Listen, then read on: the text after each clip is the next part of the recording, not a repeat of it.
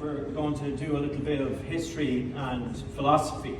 And I love to take holidays in Greece, and I've been inspired, as I'm sure many people have been, by the architecture and the amazing buildings that still stand today.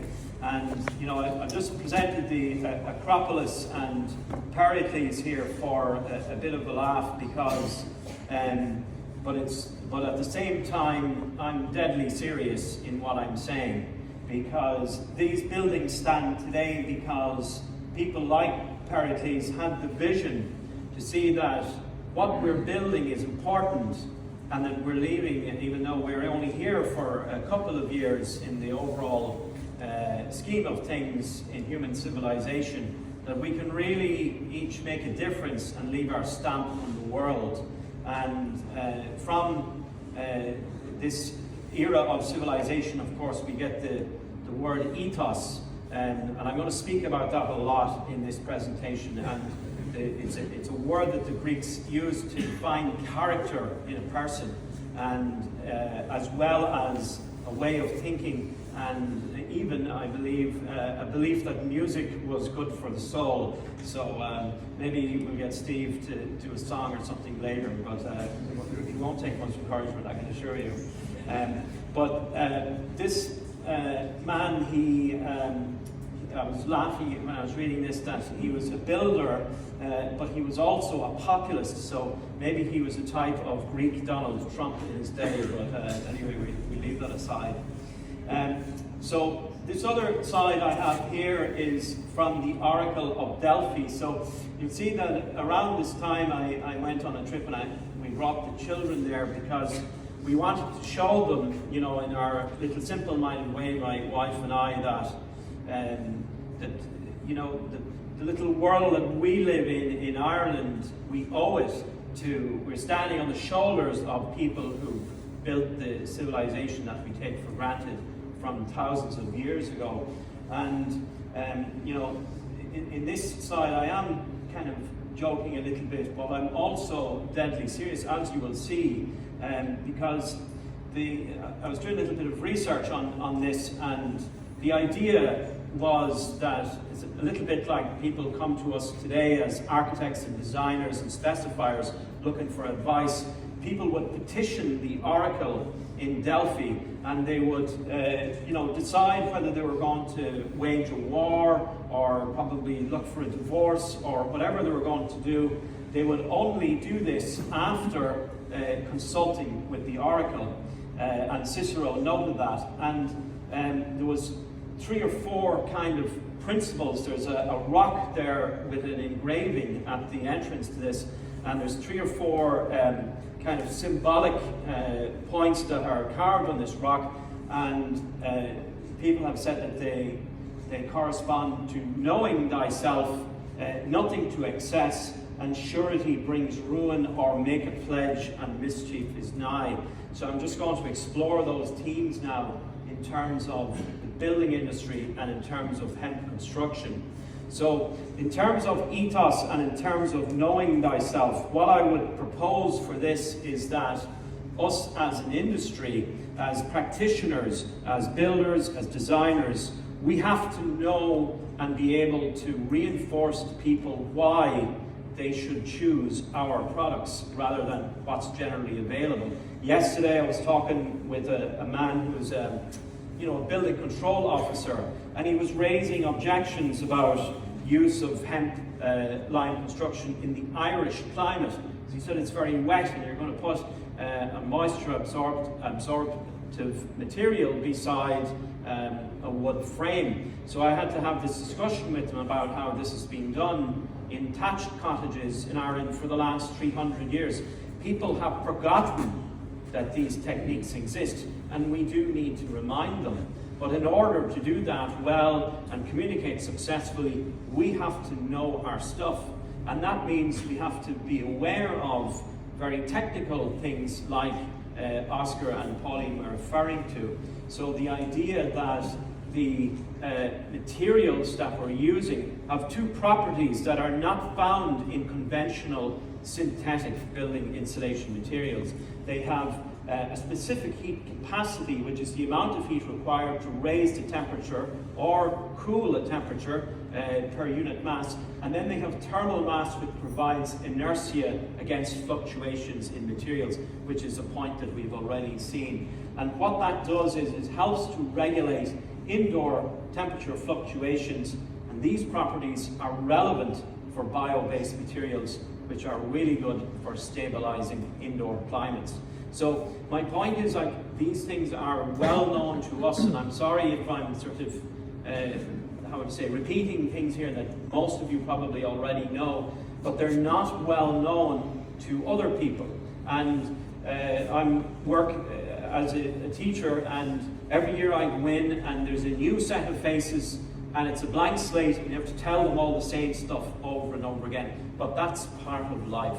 So that's something that we must all sort of strive to do. And Francesco's paper that he's produced, you can see here that he's remarking, and this is the position that we're putting forward as a group to the European Commission, that the use of construction materials with low thermal diffusivity, which is a combination of thermal mass and specific heat capacity, will result in significant energy savings even when compared to materials with less efficient U and lambda values. So we are putting our mythos, our story, our ethos forward, and we'll talk a little bit about how the conventional insulation business has done it up to now and why we're different. But one thing I also want to propose to Francesco and to all of you is that we also highlight indoor air quality. Obviously the points that we were talking about there are more related to energy performance, but indoor air quality is also now a highly significant matter. We're spending more and more of our time at home. We're building more and more airtight homes. That's what the building regulations are requiring us to do. So we must also think about the materials that we're using and any how would you say, contaminants that are being added to them. And usually, though nobody has made this point yet very much, but usually this is where hemp and bio-based materials really win, because as we know, we have very strong fire retardants naturally anyway, so we don't need to cover our insulation materials in formaldehyde or volatile organic compounds. Now, obviously, we also must speak the language of the insulation business. So, you know, we come along and we say, look at the things in our shop. Look at this nice dress that I'm wearing that the other people are not wearing, right? But we also must remind people of the strong energy performance that we have, you know, using their language as well. Whether we like it or not, this is the language that the building industry is using. I'm not particularly fond of it, but it's a fact. So what we also have, though, which the building industry now is really getting strong on, is embodied carbon. So we, as an industry, and some of us are doing this, we're producing EPDs, environmental performance declarations, and you know, I'm sure Jacob will speak about this as well from the US. And this has become absolutely vital now in industry, which is the amount of carbon associated with manufacturing a product. I think you spoke about it, Oscar. You said it was 50% on some of your projects. So as buildings become better insulated and are more energy efficient, this metric now is becoming more important. And again, bio-based materials would appear to have a natural advantage, but we have to quantify it and produce facts and figures for specifiers and industry to use, just as we have to have U values and thermal conductivity. So, this is what we're not, okay? This is the ethos of the existing insulation business. This is our opportunity. The Chinese say that in every crisis there's an opportunity. You know, everybody knows about this, I'm sure, this awful disaster in London. I always say that it's ironic that this occurred out of, we'll be charitable and say it was a well-meaning attempt to make the lives of the people living in this block more comfortable by cladding it in insulation. Let's assume that there was a good intention behind it. Unfortunately, the execution was a total disaster for everybody concerned. And even now, what strikes me as extraordinary about this is that the misery is still continuing, right? So you can see there that the coroner is talking about the effect on the people who went in to rescue these people and this shit that they were breathing in as a result of doing that, just like the people in 9/11. And then there's concerns about the crap that has been extruded into the soil. And I could pick lots of other examples. One that really struck me was that it was well known, even after the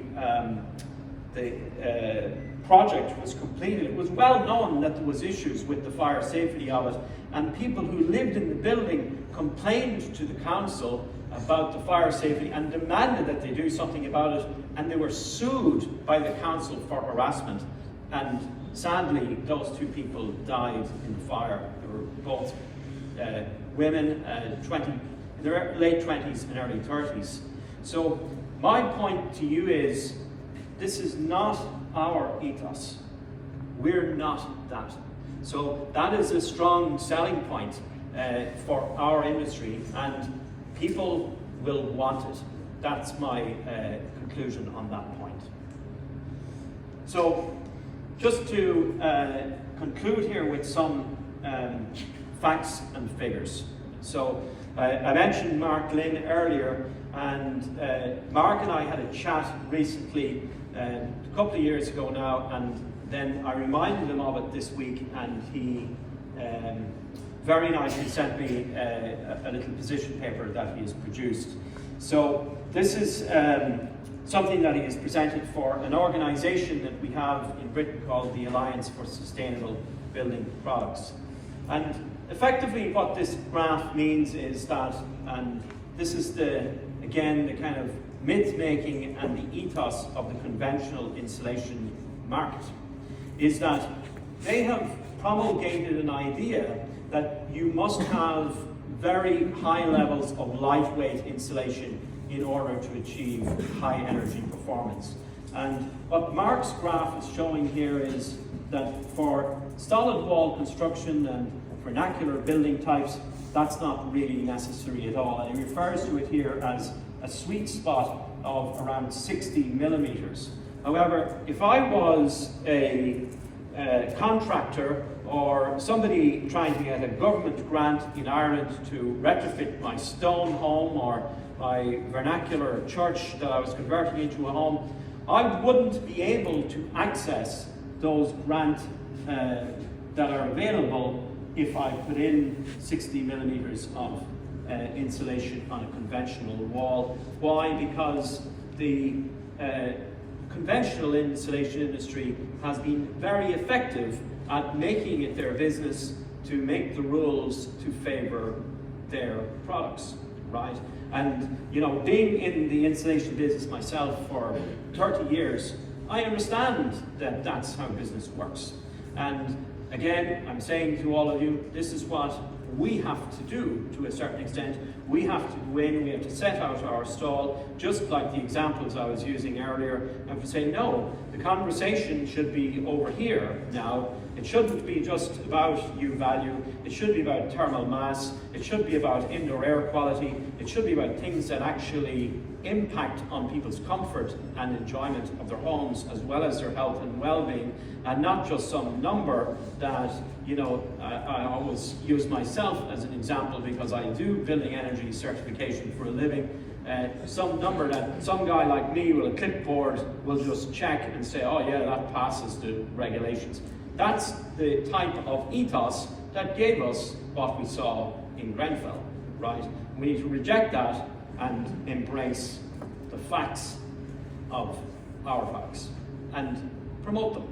And the way that Mark has framed this discussion is really nice. He's saying that why don't we talk about energy savings rather than heat loss? So I'll try and sort of explain this concept to you in as least technical a way as I can, right? But the methodology behind how energy performance is measured has a certain number of assumptions in it, right? And one of the assumptions is that people go away to work and they come home and they start their boiler for an hour or two in the evening when it's cold, and they heat up their shell, and then they go to bed and they snuggle into a nice duvet, and then they get up in the morning and they might have the heating on again for an hour, and then if their house is made from lightweight construction, then it will rapidly lose heat. Okay, rapidly lose heat, and then they have to come in, and the boiler is down at the highest setting possible, and it has to ramp up again. And the whole sort of modern way of constructing with synthetic materials has developed around the fact that the materials being used are so bad at keeping the heat in that we have to seal them up like, you know, a spacesuit. Now, I think that ethos is misplaced. I think that, in fact, our way of living is fundamentally changing. It's not just COVID that kick-started it, but in reality, we're spending more and more time at home. We're working at home. We're working maybe in two-parent households where, you know, men are staying at home and their partner is going to work, or vice versa. You know, people have realized somewhat belatedly, I see this on Reddit and these types of channels every day, people have sort of realized belatedly that the corporate life is bullshit, all right, and that most of it is just a rat race with people competing each other, and there's a real attempt to rebalance our lives, and that means that we're going to spend more time at home, and that means that we want the heating on and constant and warm and comfortable all the time. So we have the solution for that. We have a technological solution for it, and it's called bio-based materials, for all of the reasons and the science that Oscar so well presented earlier. So my final slide here is just from Donohoe, okay? And what this slide is doing is, this is showing the moisture buffering effect, or sorry, the internal temperature buffering effect due to moisture. So you see that what this blue line here is a model for a home that's currently being designed by UK Hempcrete, if it's not made with bio-based materials. And you see that it's a time series data over 8,000 hours, which is a year's number of hours. And you'll see that at times this home, and there is a lot of glazing in it, and you know, that's nothing to do with us, that's the client's choice. You see that at times it's getting to be a bit of a sauna, as you would say here in Scandinavia, okay? So that's without bio-based materials. And at other times it's getting like a fridge, okay?